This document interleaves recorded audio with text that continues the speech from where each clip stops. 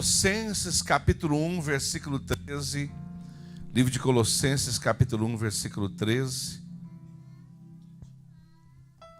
Olha o que diz a palavra do Senhor. Ele nos libertou do império do poder das trevas e nos transportou para o reino do Filho do seu amor, em quem temos a redenção, a remissão dos pecados. Ele é a imagem do Deus invisível. Ele é o primogênito de toda a criação, pois nele foram criadas todas as coisas, nos céus e sobre a terra, as coisas visíveis e as coisas invisíveis, sejam tronos, sejam soberanias, quer principados, quer potestades, tudo foi criado por meio dele e para ele. Ele é antes de todas as coisas, nele tudo subsiste. Ele é a cabeça do corpo que é a igreja. Ele é o princípio, o primogênito entre os mortos, para ter a primazia em todas as coisas, porque Deus achou por bem que nele residisse toda a plenitude, e que, havendo feito a paz pelo sangue da sua cruz, por meio dele, reconciliasse consigo mesmo todas as coisas, quer sobre a terra, quer nos céus. E vocês que no passado eram estranhos e inimigos do entendimento pelas obras, mas que praticavam, agora, porém, ele os reconciliou no corpo da sua carne, mediante a sua morte, para apresentá-los diante dele santos, inculpáveis e irrepreensíveis.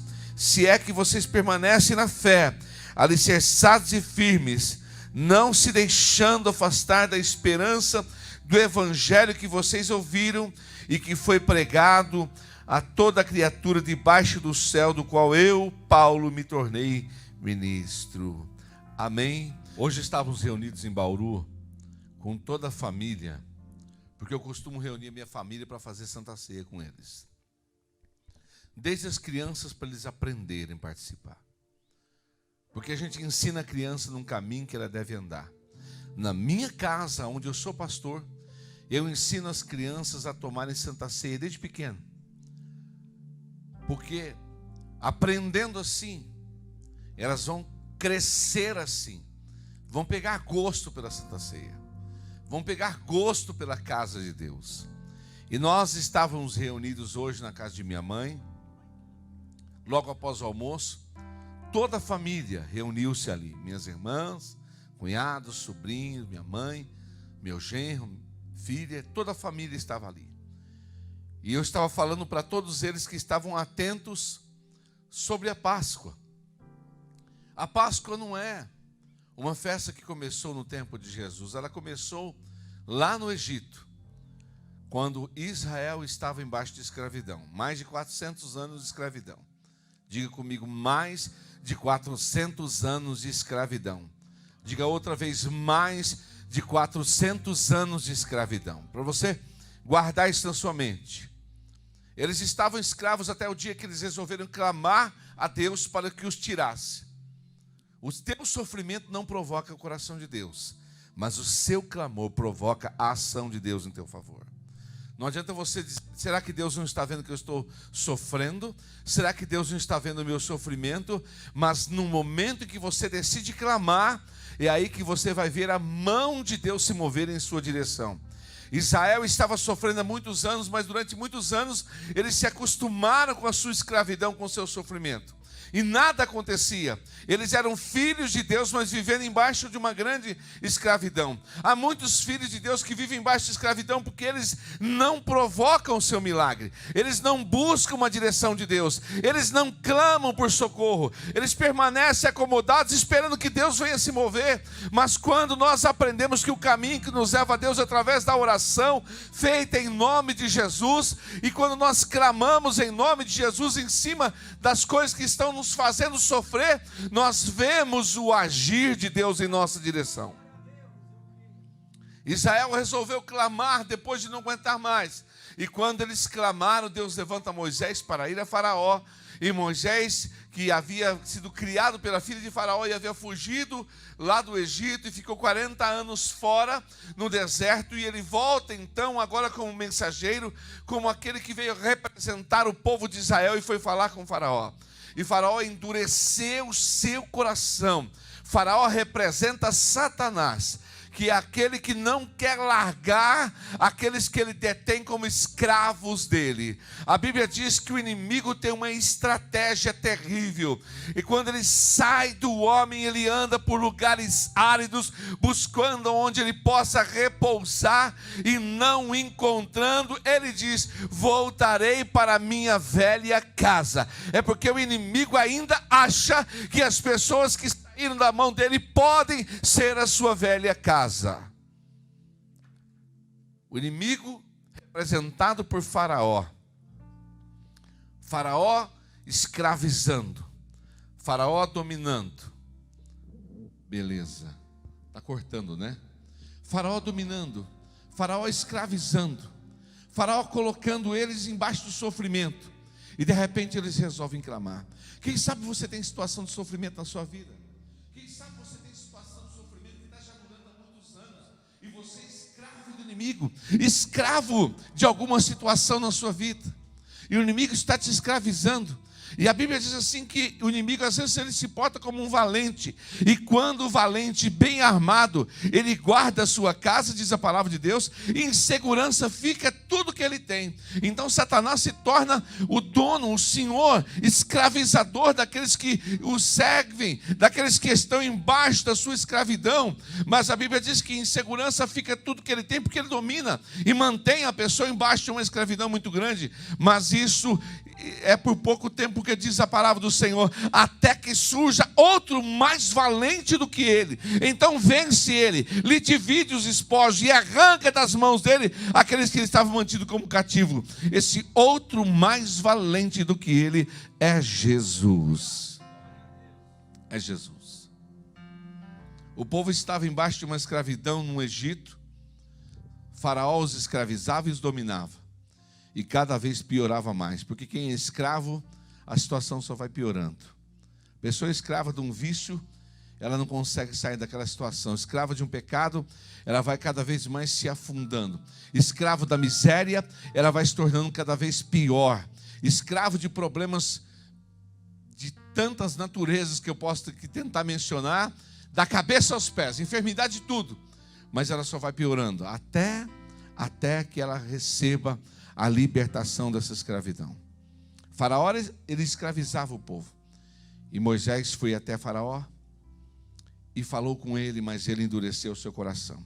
Você já viu que às vezes uma pessoa, quando ela está na igreja, às vezes ela está possessa por demônios, e ela recebe uma oração, começa a se estribuchar tudo e manifestar, e o inimigo fala na boca dela e torce todo o corpo dela, porque ele não quer libertar. Porque ele não quer largar, porque ele quer que aquela pessoa fique eternamente escrava dele, escravizando a mente, escravizando os pensamentos, escravizando as atitudes, a vida financeira, na família, escravizando em todos os sentidos. Você não pode ser escravo do inimigo.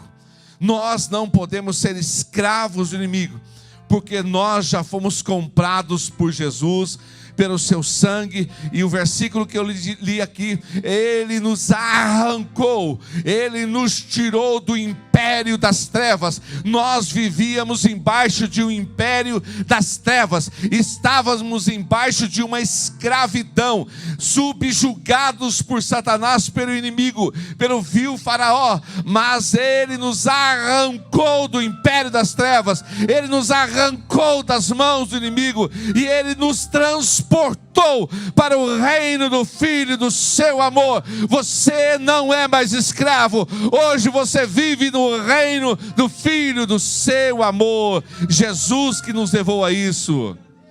Fomos levados para o reino do Filho do seu amor. Assim foi Israel, escravizado. Deus manda Moisés. Os Moisés são os pregadores de hoje, gente. são os pregadores que Deus tem levantado para levar a palavra de Deus e para arrancar as pessoas da escravidão, para dizer: você não precisa viver nessa vida. Há um reino melhor. Você não precisa estar subjugado, viver embaixo da escravidão do império das trevas. Porque quem vive no império das trevas não enxerga nada. O império das trevas é pura escuridão. A pessoa não tem nem direção para onde ela vai seguir. Mas Deus vai lá e nos arranca da escuridão. Ele nos transporta para o império, para o reino do Filho do seu amor. Há um reino do Filho do seu amor. Jesus, por Ele foi feito todas as coisas, através dEle, porque dEle, por Ele e para Ele são todas as coisas. Porque dEle, por Ele e para Ele são todas as coisas, e nele tudo subsiste, e sem Ele nada se faz. Jesus disse: sem mim nada podereis fazer. Mas o que tem a ver Jesus com o faraó? O que tem a ver Jesus com o povo que estava escravizado? Acontece que faraó estava endurecendo o seu coração, e ele não libertava, até que Deus dá uma ordem para Moisés: fale para o povo, cada família vai pegar um cordeiro para o seu tamanho. Jesus é suficiente para a sua casa. Você não precisa complementar com mais nada. Jesus é suficiente para a sua família. Jesus, Ele é o que você precisa para viver feliz dentro da sua família. E eles mataram aquele cordeiro e pegaram o sangue, passaram no batente da porta, já disse que sexta-feira, e comeram a carne do cordeiro dentro de casa. E à meia-noite o anjo da morte passa, e nas casas aonde tinha sangue ele não entrou. Sabe por quê, gente? Aquele cordeiro era uma representação de Jesus, que é o Cordeiro de Deus. Hoje estava falando isso para minha família. Quando João Batista, primo de Jesus, que antecedeu Jesus pregando a mensagem do arrependimento, ele vê Jesus passando, ele olha para Jesus e diz: é Ele o Cordeiro de Deus que tira o pecado do mundo. Porque aquele cordeiro que foi usado lá nas casas do povo hebreu no Egito, ele apenas tirou o pecado daquela casa. Mas Jesus é o Cordeiro que tira o pecado do mundo, de todas as casas, de todas as famílias. Jesus é o Cordeiro que tem o poder de apagar as nossas transgressões. Sabe por que o anjo da morte não entrou lá? Porque sangue apaga pecado, gente.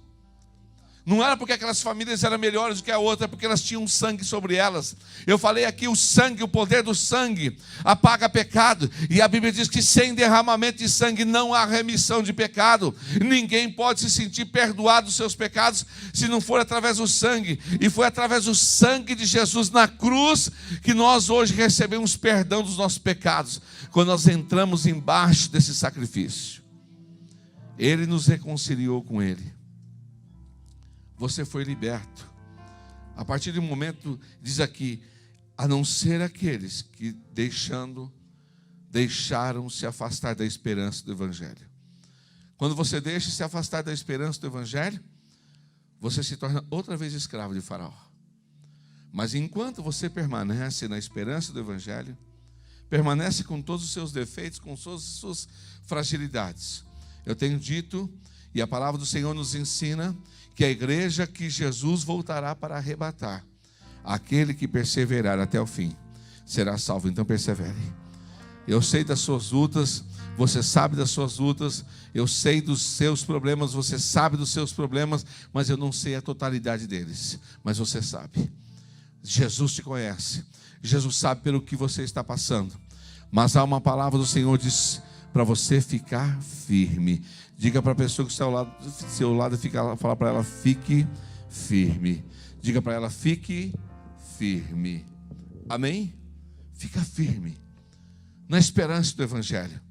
Ele nos transportou. Antes nós éramos escravos. Minha família vivia numa escravidão terrível, de enfermidades. Nossa família era escrava de doenças.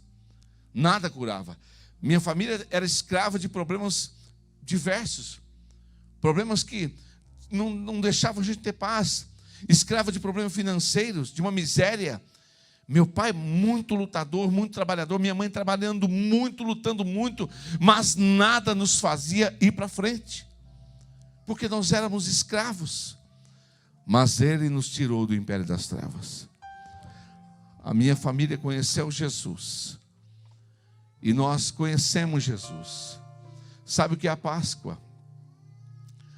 Quando eles matam o cordeiro, e eles comem a carne do cordeiro dentro de casa, e eles passam o sangue do cordeiro no batente da porta. Quando eles fazem isso, Moisés disse: esta é a Páscoa do Senhor. Amanhã vocês serão livres. Nós somos livres por causa da Páscoa. E veio Jesus depois e ele ressuscita no domingo de Páscoa. A esperança que para muitos estava exterminada, ela volta a ressurgir quando Maria vai ao túmulo e ela encontra a pedra que tapava o túmulo removida e ela diz: roubaram, e o anjo estava lá e ela não sabia e ela ficou desesperada. Ele não está mais aqui, ele ressuscitou. Jesus, a nossa esperança. Quando você vê religiões por aí, eles indicam onde estão os túmulos dos seus fundadores, mas o cristianismo tem um túmulo vazio, porque aquele que fundou essa religião verdadeira, ele não está mais lá, e porque ele vive, nós podemos crer que o nosso amanhã tem esperança. Não somos mais escravos, não oro mais como escravo, não me comporto mais como escravo. Já fui escravo, já fui com a mente escravizada, já tive os meus pensamentos escravizados pelo inimigo, que me levava a pensar em coisas ruins o tempo todo e achar que eu não poderia, porque eu era escravo, vivia no império das trevas. E por viver no império das trevas, muitas vezes passando por depressão, por sentimentos de morte, por sentimento de tristeza. Isso que o império das trevas faz. Mas Jesus já libertou a minha mente. Ele já me arrancou do império das trevas e Ele me transportou para o reino do Filho do seu amor. Hoje eu creio que Ele pode curar o meu corpo, curar a minha mente. Hoje eu creio que Ele pode fazer. Quando a gente é escravo desde o pensamento, da forma de viver. A gente se diminui, a gente não acredita nem em nós mesmos, porque somos escravos de um sentimento de depreciação pessoal, de um sentimento de depressão, um sentimento de inferioridade, um sentimento que você olha para você e você pensa em morte o tempo todo, pensa em coisas ruins o tempo todo, não acredita que algo pode acontecer. Mas a nossa esperança está no Evangelho vivo, porque fomos resgatados por Jesus que vive. Ele me arrancou com a sua mão do império das trevas, e aquele que sobre mim tinha domínio não tem mais, porque eu estou hoje vivendo no reino do Filho do seu amor. É este lugar que eu habito, é neste lugar que eu moro hoje no reino do Filho do seu amor. Já fui do império das trevas, já morei no império das trevas, mas fui arrancado de lá pelas mãos de Jesus, o Cordeiro da Páscoa, aquele que reina e vive para sempre. Talvez você esteja assistindo dizendo: como é que eu faço isso? Mas a todos quantos o receberam, deu-lhes o poder de serem feitos filhos de Deus. Jesus, basta você o receber como teu Senhor, basta você crer que Ele é o teu Cordeiro da Páscoa, aquele Cordeiro que foi morto, cujo sangue impediu o mal de entrar. O sangue apagou o pecado daquela casa. O sangue fez com que o anjo da morte não visse pecado naquela casa. É assim, nós vivemos pela graça. Não é mérito nosso. Cada oração que a gente não lança a oração confiante que a gente fez tudo certinho. Não é porque você fala: amanhã eu vou entrar na campanha dos 21 dias de jejum. Ótimo, nós todos vamos entrar. E nós precisamos jejuar. Mas nunca os nossos méritos serão suficientes para alcançar um favor de Deus. Sempre é pela graça do Senhor. E graça é favor de Deus. Você precisa compreender que graça é favor, graça é misericórdia, graça é puro amor de Deus. Nós cantamos aqui: o impressionante. infinito e ousado amor de Deus que o Wagner está preparando com a equipe de louvor. Impressionante. Gente, é impressionante, né, pastor Leia? Não é, pastor Tony? É impressionante mesmo. É infinito e ousado amor de Deus, porque nós não merecíamos isso. Mas Ele nos conquistou para Ele. Ele nos reconciliou com Ele, como diz a sua palavra. Nele reside toda a plenitude. Ele é suficiente. É por isso que Davi escreve no Salmo 23: o Senhor é o meu pastor, nada me faltará, eu tenho suficiência de tudo. Nele está a minha vida, em Jesus. Jesus precisa ser mais exaltado dentro da sua casa. Jesus precisa ser mais glorificado dentro das igrejas. O nome de Jesus precisa ser falado mais dentro das igrejas, nos cultos, nas pregações, nos louvores, porque nele reside toda a plenitude. Ele nos arrancou, somos livres.